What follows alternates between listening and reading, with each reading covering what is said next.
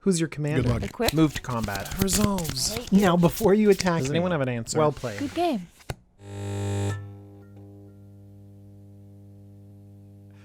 Hello everyone, my name is DJ. You're watching the Jumbo Commander YouTube channel, and today I want to talk about one of the biggest mistakes Magic has ever made. This card is ridiculous, and clearly Wizards of the Coast did something wrong when they printed it. It's Skullclamp.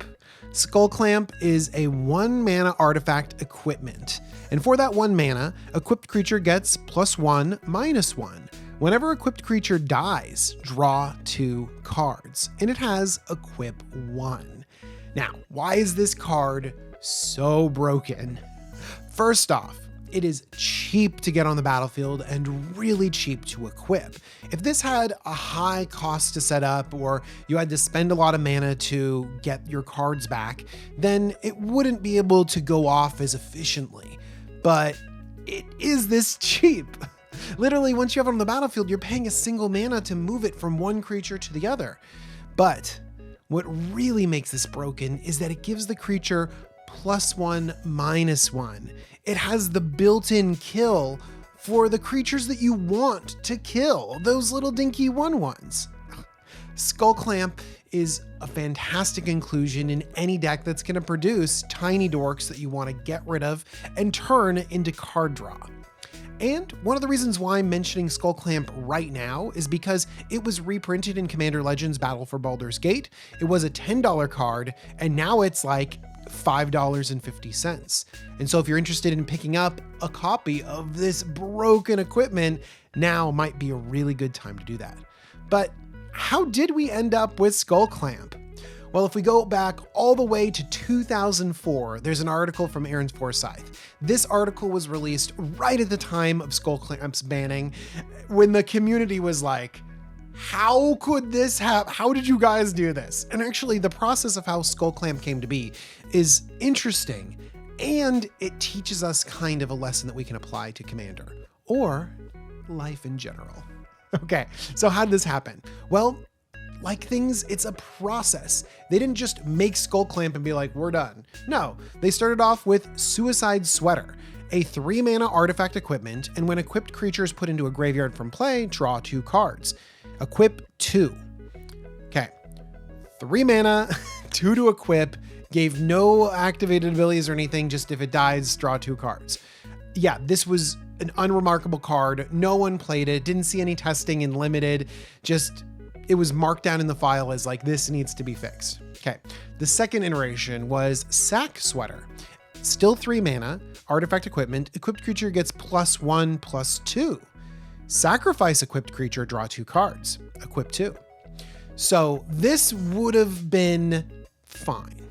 It just didn't really make sense that you would pump your creature and put it on a creature you want to augment, and then you would sacrifice that same creature. It really didn't mesh well.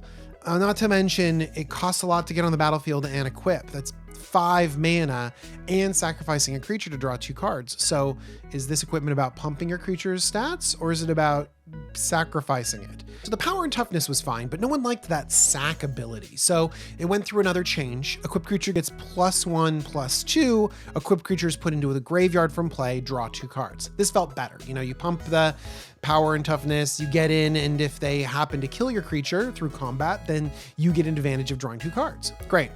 And it sat for a long time in development, untouched, unplayed. And then they decided to push some of the equipment cards. And the way that they push it a lot of times is that they mess with the casting cost and the equip cost. And so, whereas before it was 3 mana cast, 2 to equip, now they pushed it to where Skullclamp is. In the design, it was called Thought Extractor. 1 mana artifact equipment, equipped creature gets +1/-1. When equipped creature is put into a graveyard, draw 2 cards, equip 1. That is it. That's Skullclamp. Those are the iterations that they have happen. And of course, hindsight. We look at the card and we're like, that's ridiculous. Even R&D, research and development of Magic, looks back and says, yep, that was crazy. You know, one of the reasons that was attributed to this mistake was that they just got into the habit of thinking about the card in a very particular way and turning the dials in that specific area. And when you get into a singular way of thinking, sometimes it can be hard to break free from that.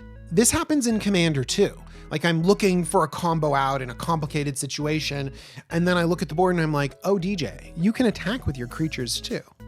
Sometimes we get a mindset going and it's hard to break free. And so if you do find yourself trying to be creative or problem solve, one thing that you can do is step back, step away from that problem and try not to get caught in that rut of similar thinking over and over again. Now, Skullclamp was obviously way too powerful for standard at the time, but in Commander, it's playable and it's fantastic. So pick yourself up a copy, search for it with Urza's Saga, search for it with, the white search effects like Enlightened Tutor or Stoneforge Mystic, get it with the Trinket Mage, and get that thing onto the battlefield, equip it up to some dorky tokens, and start drawing tons and tons of cards. It is a fantastic feeling in tons of different decks. And so I hope you enjoyed this little lesson about Skullclamp, and I hope you have a chance to play with it. If you want to pick yourself up a Skullclamp, go ahead and head on over to Cool Stuff Inc. They're the sponsor of the Jumbo Commander YouTube channel. If you use the coupon code JUMBO5, you can save 5% off of all those Skullclamps going into your cart. I also want to thank my patrons. They're amazing. And thank you so much for watching this video. Hey, tell me in the comments down below another huge mistake that Wizards has made. I got one on the back burner, but I have a feeling that there's a lot of them that'd be interesting to talk about. All right, everyone. Bye.